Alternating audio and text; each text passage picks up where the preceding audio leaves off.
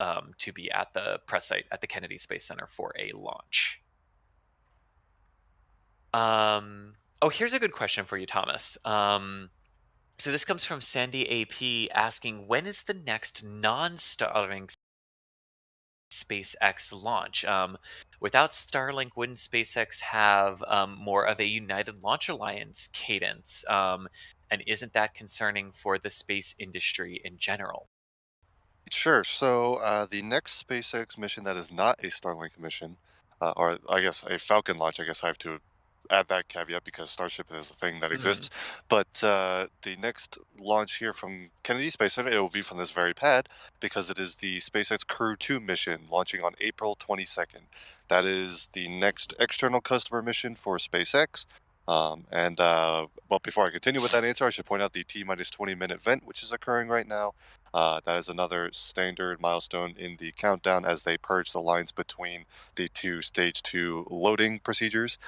So all on track at T minus 20 minutes. But yeah, so the next launch is Crew 2. The next non Starlink launch is Crew 2, I should say. And as far as is that concerning, not particularly. SpaceX obviously does get revenue from the Starlink satellites, not in the form of launch services, but in the form of people ordering Starlink. And the more satellites they launch, the more people that become eligible to buy those services. So as far as a SpaceX business perspective, I wouldn't say so. It's also giving them a great opportunity to learn about Falcon 9 reuse and really document all of that so that when they have this fleet of boosters supporting not just Starlink missions, but other missions as well, they have a lot of data to pull on, kind of understand and really justify flying customer missions on maybe a 10th flown Falcon 9 or something like that. So there's a lot of benefits from these missions for SpaceX, not just from the business case as well. Yeah. There has been a downturn in commercial launches. SpaceX, when they were first formed and offered, really low launch costs, they kind of had a huge backlog of commercial missions, which is why you go back the last couple of years. SpaceX has been launching tons of, geostationary satellites and things like that. Um, they've kind of cleared out that backlog, and there aren't as many commercial launch contracts being sought out recently, at least not historic as with regards to the historical record. But the commercial missions that SpaceX will also be launching this year, they also launched their transporter rideshare missions, which are very Yeah. beneficial for them. Obviously, they will have a staple in supporting the International Space Station via commercial crew and commercial cargo. Those aren't going anywhere. SpaceX has national security missions as well. So to kind of compare them to another major launch provider at ULA, even if they took away Starlink, I think SpaceX would have at very least a comparable, if not a larger payload manifest per year than ULA, seeing as ULA is not a commercial cargo provider, only a commercial crew provider, among other things. So I'm not going to say that it would be concerning in any way. Obviously, we would be seeing many less launches if Starlink was not a thing, but SpaceX has a plentiful manifest, especially towards the latter half of this year. I know early this year it seems like it's nothing Yeah. but Starlinks, but later this year it is not just from Florida too, also from Vandenberg Air Force Base in California. So yeah, hopefully that answers the question. Yeah, yeah. And I think it's worth pointing out too that what we are seeing also across the launch industry in general in the United States is everything that we didn't see a year ago when the pandemic began, right? So we saw when the pandemic began, we saw the European Space Agency and India and Japan, for a large degree, cease their launch operations, right? Because because that's where it was most affected for them. Whereas for us over here, the knock-on effect is what we're now seeing now, right? All of those months early last year when people couldn't work, when satellites couldn't progress forward, when missions had to stop their processing a year ago to start dealing with the pandemic. Well, now we're seeing the knock on effect as those missions' launch dates have slipped several months into 2021. So it's kind of created an interesting backlog, but it's worth noting too, it's a backlog that ULA is also dealing with as well, because they don't have anything until May at this point. And whether that's going to be Starliner or a couple of other missions that are also vying for an as well, I we can we report we that don't. it will not be. We can report that it will not be. Okay, we know that for certain. Okay, cool. Yep. Thomas guessed what I was trying to dance around on, if we could say it or not. Yeah, Starliner was originally supposed to be the first on Atlas V, but as it has slipped, as weather issues have gotten it, as software testing issues, not issues, as software testing has continued, and as the International Space Station's visiting vehicle schedule in April and May sort of solidified and Starliner had to move, that meant that ULA's first launch of the year got pushed, right? So ULA is going to Yep. make it into May and then do their first launch. Well, that's SpaceX will from make here. their Isn't first. the Delta Heavy from Vandenberg still April, or am I forgetting that? Or is that wrong? It's I think their first technically launch might like be the Vandenberg. last couple of days. Like it's very late in April right now, Mhm. based on what we know. I, I'm still going to go with May. Okay. So, Yeah, but um, regardless, it will either be that Delta Heavy mission yeah, or a different Atlas V from yeah. Cape Canaveral. Yeah, so everyone would sort of be in that same boat that SpaceX is in, except SpaceX has Starlinks to keep launching. So it makes it look like their manifest is more populated, which it is from an internal standpoint, but from an external standpoint, it's kind of the same as the others are right now. Yeah. Ghost Rider with a either a new membership or an increased membership. I'm not sure which. Ghost Rider, that is a name that pops up a lot on our stream. So thank you so much if that's a new membership or an expansion. Very, very much appreciated. Here's a $5 super chat from Musical Wolves Thomas saying, what happens to the Falcon 9 when Starship goes commercial?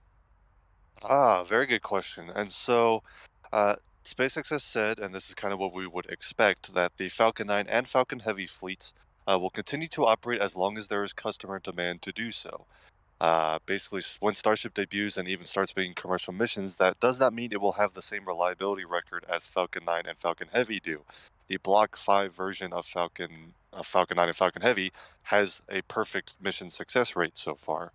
And so that reliability is something that's going to go a long way. And customers like, especially like the Department of Defense and NASA, really value that kind of reliability, especially for things like commercial crew and commercial cargo and national security missions. So those missions will remain on the Falcon fleet for as long as they would like, the customers would like, and SpaceX will happily support that. Starship will debut carrying, satellites, probably even Starlink satellites. Eventually, they'll get to external customer satellite missions, and then with enough reliability under its belt, it can then start to take over the role of those really high priority missions, such as cargo and crew to space stations or to other destinations. Obviously, Starship also involved in the Artemis program, so missions to the moon and things like that. And of course, the bigger ambition is to go to Mars at some point, right? So those will all come in due time, but the Falcon 9 and Falcon Heavy fleet will basically continue to operate until all of the customers would prefer to fly on Starship. And then once that happens, they can say, well, customers don't need these rockets anymore, so we can go ahead and retire them. But that will be several years down the line, well after Starship starts their commercial service. They will overlap by several years at the minimum. Indeed. And Matthias, thank you so much for that new membership. And Thomas, do we have early morning fog rolling in? Is that what we're seeing there? Yeah, I don't Uh, know if it's fog or if it's like just mist coming off of the water out there, but yeah, we're, ah, we're getting some a little bit of haze. Could make for some interesting visual effects at liftoff here. excellent, excellent. So here are some here's some other questions too. Charlie wanted to know, so when the second stage ignites, Thomas, there's always a part of it that comes off the engine. What is that? Ah, yes. So that is, I believe the technical term is the stiffener ring. So that is around the very end of the Merlin vacuum engine's bell, which basically just holds the bell into the proper sort of.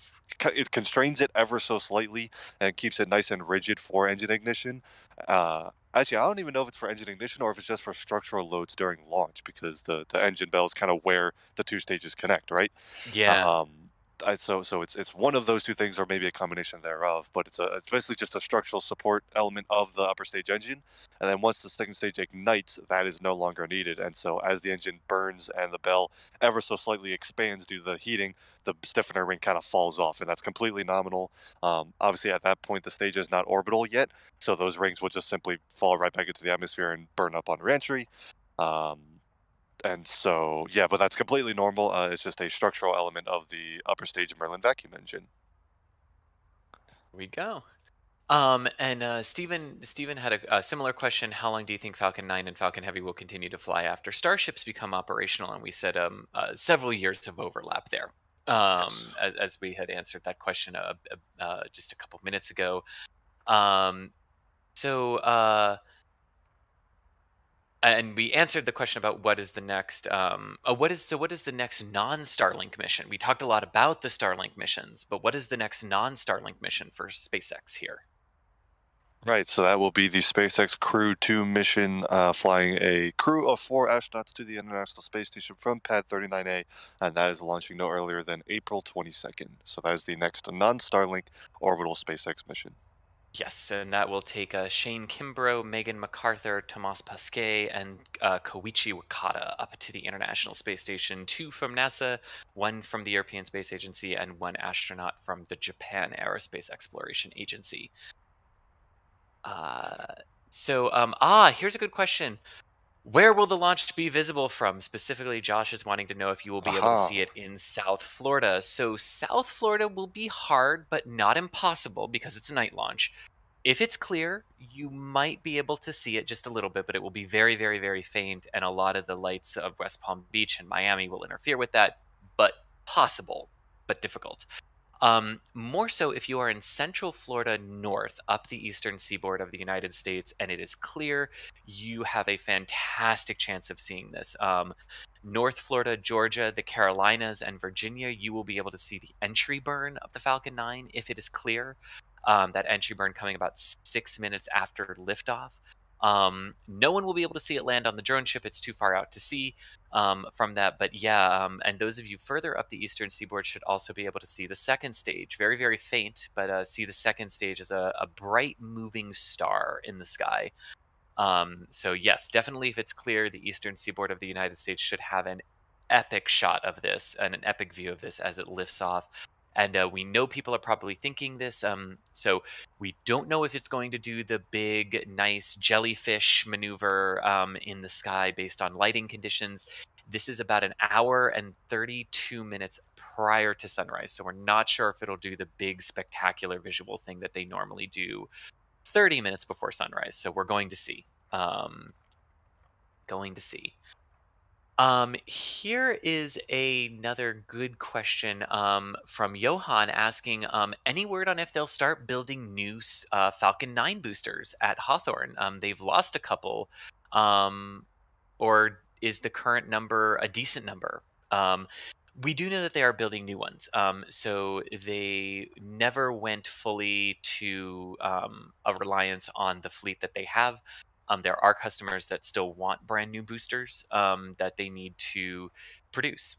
So there are a few new boosters that are produced new each year that then get added into the fleet. So it's still a mix of adding new boosters and using up your existing fleet to balance your overall launch manifest. And they Yeah, did they go ahead. I was gonna say they did move B-1063, which is at Yes. Vandenberg Air Force Base to support the launches over there. That booster has now been moved east, or is being moved east to Florida to support the launch cadence on the East Coast in the wake of the loss of B-1059, the booster that failed to land a couple of Starlink missions ago. So that will help cope with the lack of boosters on the East Coast. The reason that Yeah. B-1063 could move is because the NASA DART mission that it was manifested for has been delayed until late 2021. So now there is a gap in Vandenberg missions, which means that booster can switch coasts. Yes, indeed. Wasn't there also another mission that we were looking at that we think might have moved as well because they're moving the booster, or do we think that mission just slipped a little further on Vandenberg's overall The manifest? Transporter 2 is the mission, Yeah. and that has had a couple of customers mention a Cape Canaveral launch.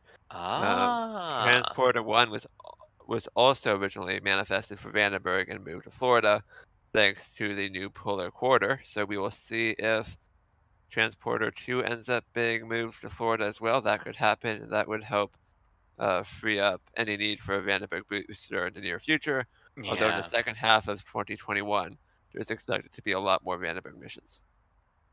And there was just a call out over the stream, which is still really, really Yeah, I can try to Stage one fake it, fuel load but close at this out. point, we're faking it. There we go. Stage one fuel load is closed out. So there we go. So everything is proceeding on track. We have just crossed the 5 minute, 45-second barrier until liftoff. So at this point in the countdown, Falcon 9 is in chill down, meaning its 9 Merlin 1D engines on the base of the first stage are having super densified liquid oxygen slowly allowed to trickle into them to help thermally condition their propellant lines and themselves for to get them into the proper operating temperatures for ignition. So that is happening right now. We heard that fuel loading is closing out on the second stage and wrapping up on the first stage as well. Total fueling of the vehicle goes until about the 2.5 minute mark prior to liftoff before final closeouts and pressurizations are done. But we are definitely in the business end of the countdown here. Probably time for just a couple quick more questions. Definitely want to hit this one before we head to launch. Corey E with a $100 super chat saying, love the almost daily streams from you all. You do an awesome job. Thank you so much, Corey. We really, really appreciate that type of support.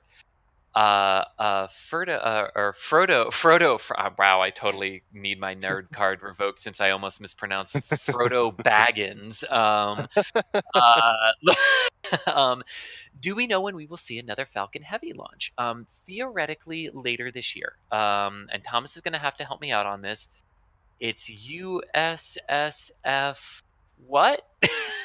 44 is the next one. 44. Okay, there we go. There are too many USSF designations Yes, out there there now are. to remember. But yes, the next Falcon Heavy is still this year. But right now, based on where they are in their manifest, we think there's only one this year, and that the others that have been slated for this year have either moved to very, very late in the year or have slipped into the first or second quarter of next year already. But still a Falcon Heavy mission on tap for this year as of right now. Just trying to see. Here's a good question about Starlink, since we are launching 16 new Starlink satellites, and then we'll probably transition over into our launch coverage mode. Is the International Space Station already Starlinked? And I love that we use that as a verb now. Is the ISS already Starlinked? And when that happens, would we be able to see live 4K from spacewalkers' helmets? More things like that. Can't wait. Thomas, are you getting everything ready? Do you need me to answer this, or would you like I can this answer one? this. We're good. Okay. I have not heard anything about adding Starlink to the International Space Station, but now that it has been suggested, I will be very upset if it doesn't happen because that would be awesome. To have like that kind of internet speed. I don't know how that terminal would work because how do you, I don't know, connect to a internet constellation when you're yourself also in orbit? That might be an interesting engineering challenge. But no, the ISS is not connected to Starlink internet. Pogo, They blue get their clarification. internet through these standard kind of communication links that they have with the ground, which is not very fast to say the least. Right. But Stage no, one launch I load don't. close out. I So haven't that heard any was talks of that being planned either. Yeah, so the calls you heard there were the continued strong back, pulling back to its pre-pullback position and liquid oxygen loading closing out on the first stage. But Thomas, to this point, yes, we haven't heard anything specifically. There's nothing technically that would prevent it. They would have to mount Starlink terminals outside of the station during a spacewalk if they wanted to do that. The Starlink network is technically above the International Space Station, and the ISS does communicate upward to the tracking and data satellite relay communication network that's in geostationary orbit. There's nothing that would prevent it as long as you put the right receiving antennas on board the International Space Station. So, And it might not be the same ones we use here on Earth because of how different that sort of motion yes. between the ISS and the Starlink satellite would be.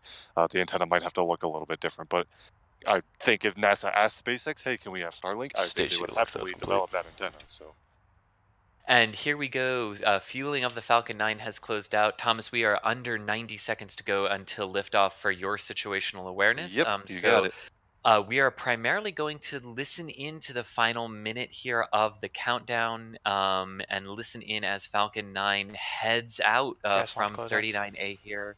So 1 minute to go. Let's listen in and let's all watch Thomas's epic tracking of this 21st Starlink mission launch.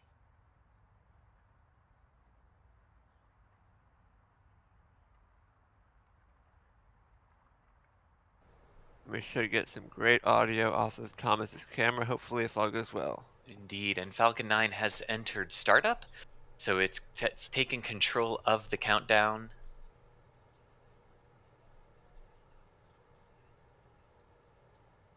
There we go, the final go for launch poll there from the launch director. Under 30 seconds until liftoff now. The command to light the 9 Merlin 1D engines will be sent to T-minus 3 seconds with a liftoff. Just about.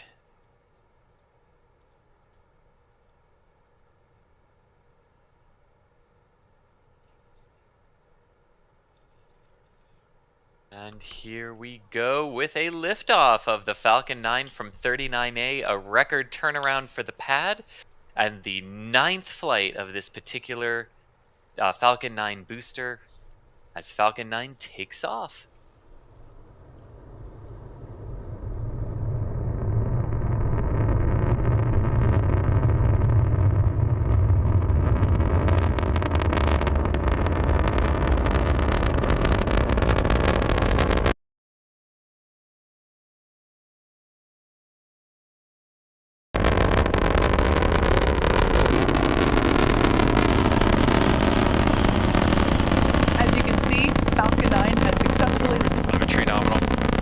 Has successfully lifted off from pad 39A at Kennedy Space Center, carrying our stack of Starlink satellites to orbit. We're going to throttle the 9 Merlin engines down in preparation for max Q, vehicle supersonic, or maximum aerodynamic pressure. This is the largest structural load that the vehicle will see during ascent, so slowing it down a little bit will help the vehicle pass through that short period.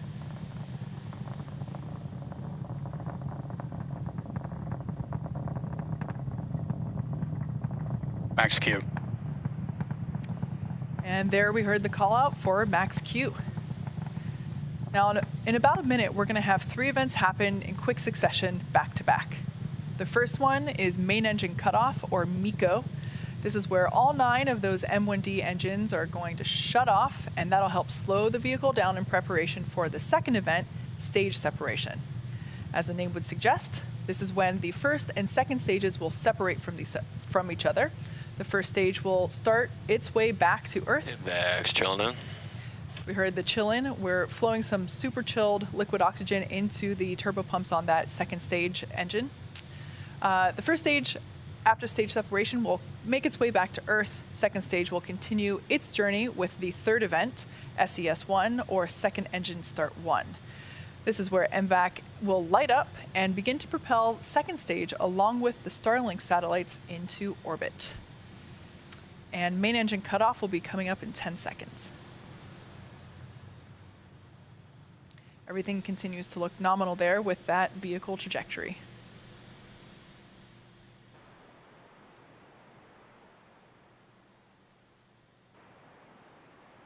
And MECO. Stage separation confirmed.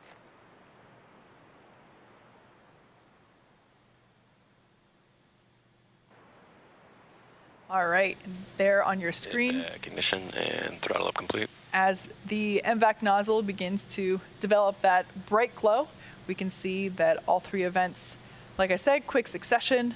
On the left-hand side of your screen, we have the first stage. In the background behind the first stage, I absolutely love this view.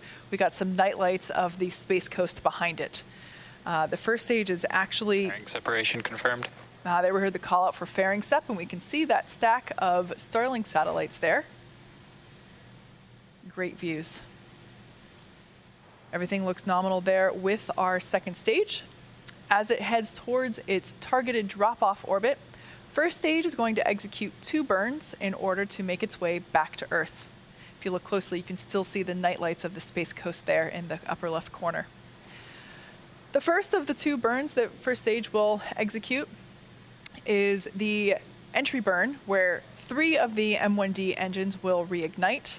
This will help to slow the stage down as it re-enters the upper part of the Earth's atmosphere. The second burn is the landing burn. This is a single engine burn that brings the vehicle speed Signal Bermuda. That brings the speed down rapidly in order to land on the drone ship. So they're both shots that we have on screen are actually both of the second stage. We can see the large plume on the left-hand side. Everything continues to look nominal. So there we can see that second stage vacuum engine. This engine will power the second stage to its targeted orbit. What you can't see on screen is the other end of the second stage, where the 60 Starlink satellites are stacked and awaiting deployment later on in our mission this morning. Starlink satellites operate over 60 times closer to the Earth than traditional satellites, resulting in much lower latency.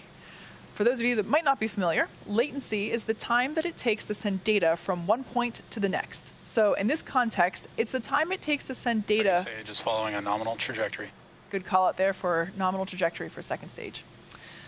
So latency, in this context, it's the time that it takes to send data from the ground to the satellite and then back. When satellites are far away from Earth, latency is high. We're talking 550 milliseconds or more. This prevents activities like video calls and online gaming. When satellites are close to Earth, like the Starlink satellites, latency is low, more like 20 to 40 milliseconds versus 550 milliseconds. This enables video calls and online gaming with an experience similar to fiber or cable. And because Starlink is a satellite network, you're not limited by ground infrastructure. That's one of the main reasons why people who live in rural or remote areas don't have access to high-speed internet, because running the fiber or the cable necessary to get them connected is just too expensive. The Starlink kit comes with everything you need to get connected, including your Starlink, also known as Dishy McFlatface, your Wi-Fi router, power supply, and cabling. The hardware comes pre-connected in the box, so all you have to do is download the Starlink app, plug it in, find the best installation spot for your Dishy, and you can get connected Stage 1 FTS is saved. You can get connected to the internet in a matter of minutes. Stage 1 entry burn startup. And there we can see on your screen startup of that first of two burns, the entry burn. This lasts 20 seconds. As I mentioned earlier, we have reignited 3 of the 9 Merlin engines at the base of the first stage vehicle. Stage 1 entry burn shut down. And shutdown of those 3 engines. So the reason we perform the entry burn is we want to slow the first stage down as it re-enters the Earth's atmosphere. As you can tell by the energy there on the grid fins, we can see that it's going pretty fast, and we want to slow the velocity down as it re-enters the atmosphere. Second stage is on a nominal trajectory. Heard the call out there that second stage is on a nominal trajectory. The next event that we have coming up will be the landing burn for the first stage. As the name suggests, this is when we'll be attempting to land on our drone ship, Of Course I Still Love You, which is currently holding position a couple hundred miles off the coast of Florida in the Stage 1 transonic. a couple hundred miles off the coast of Florida in the Atlantic Ocean.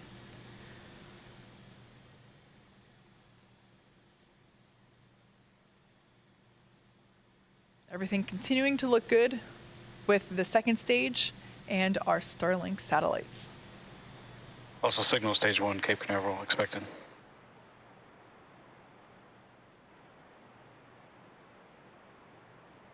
Stage 1 landing burn.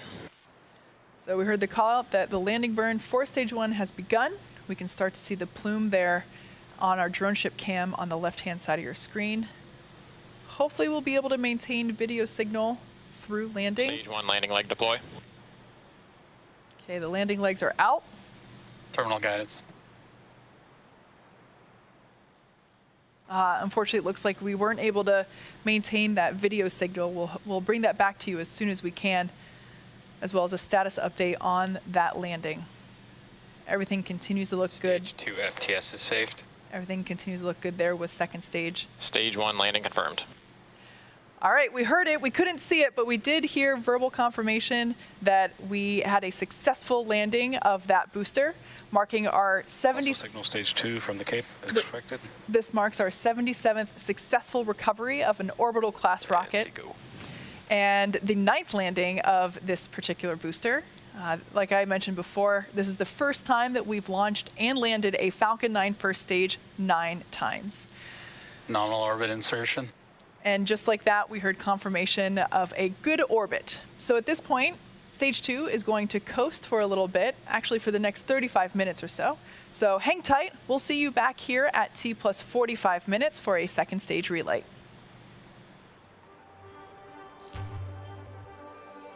Acquisition of signal, Newfoundland.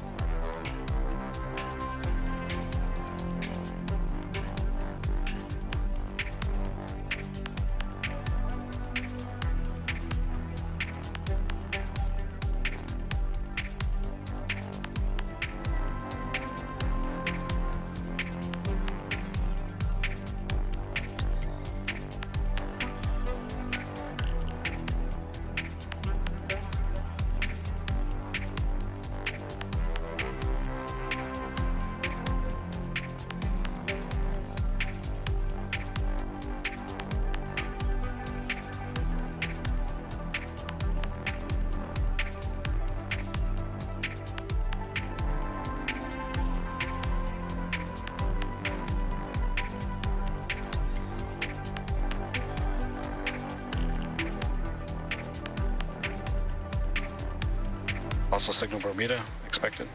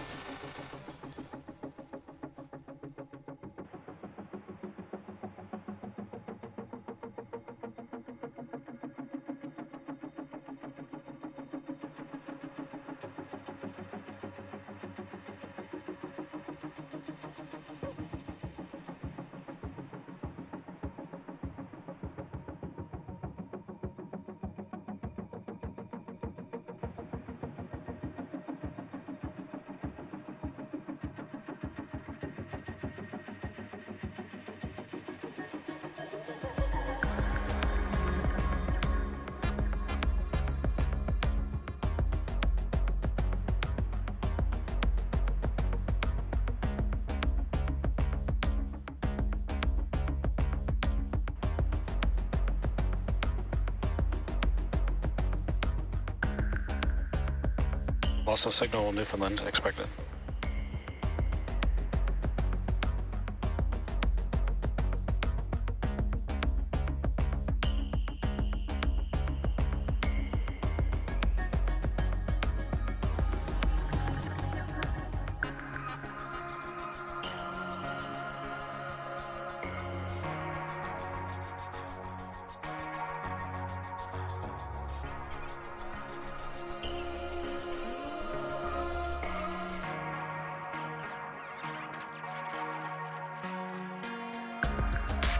Acquisition signal, Goon Hilly.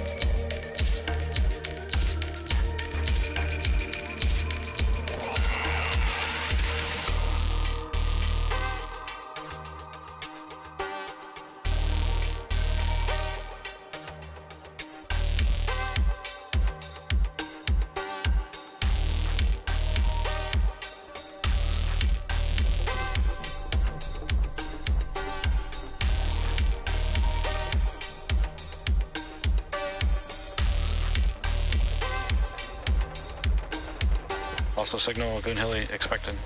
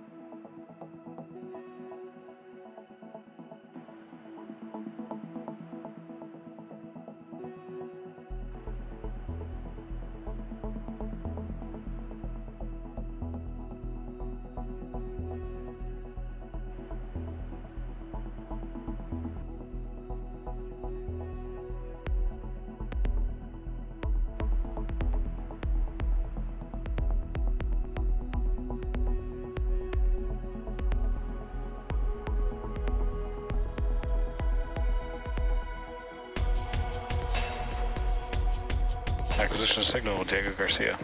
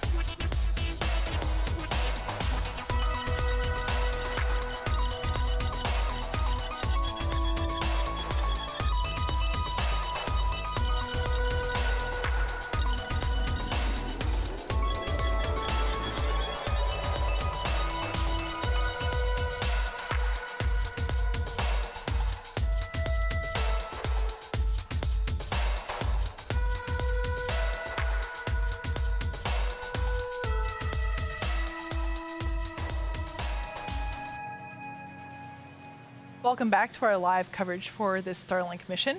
We had an on-time liftoff at 6:01 a.m. Eastern Time and landing for that first stage booster.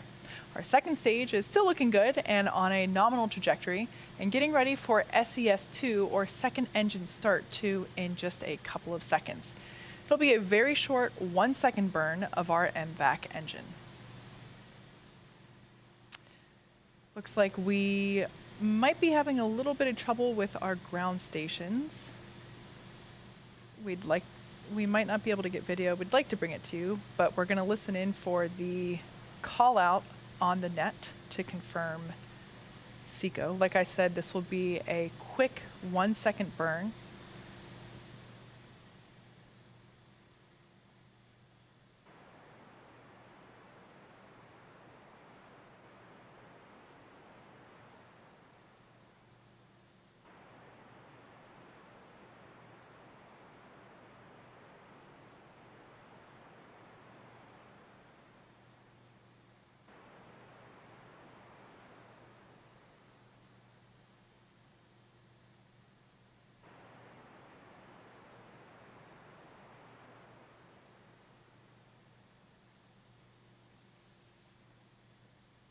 Data looks nominal for second stage there.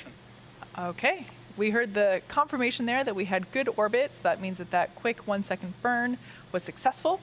We have another coast phase before we deploy this next batch of Starlink satellites into orbit. During this time, the spacecraft will begin to spin along its central axis, and that will give the Starlink satellites the momentum they require to space themselves out over time after deployment. While this happens, sit back and enjoy some space jams. We'll see you back here at T plus 1 hour and 4 minutes.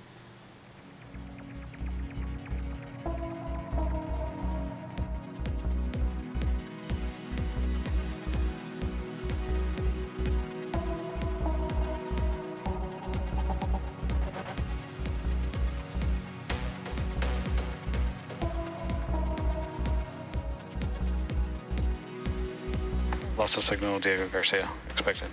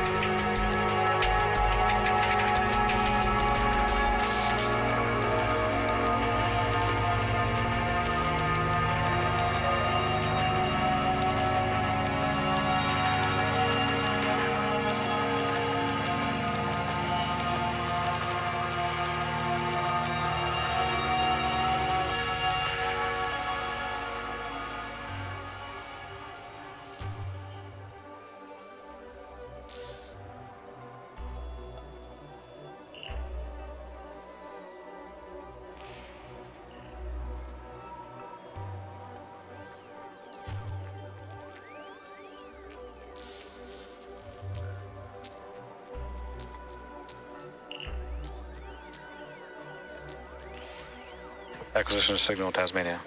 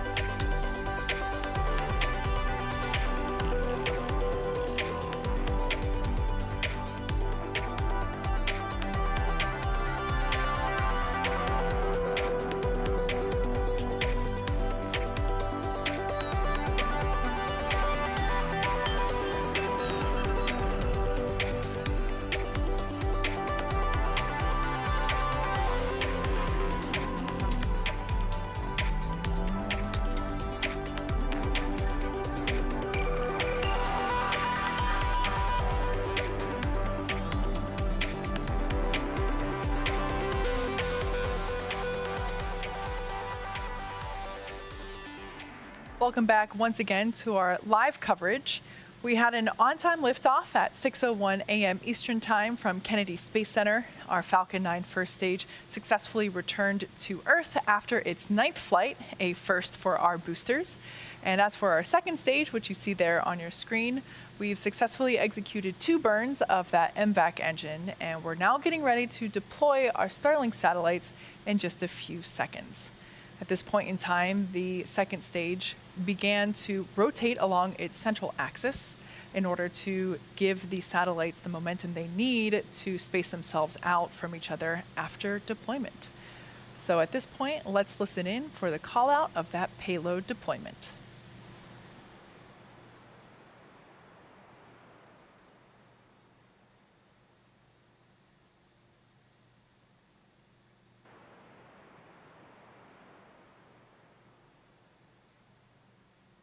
Starlink deploy confirmed.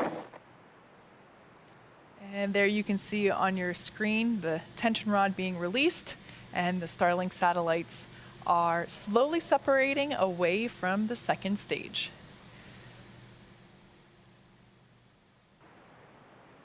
Shortly, they will deploy their solar arrays, and over the next few days and weeks, they'll distance themselves out from each other and use their onboard ion thrusters to make their way to operational orbit.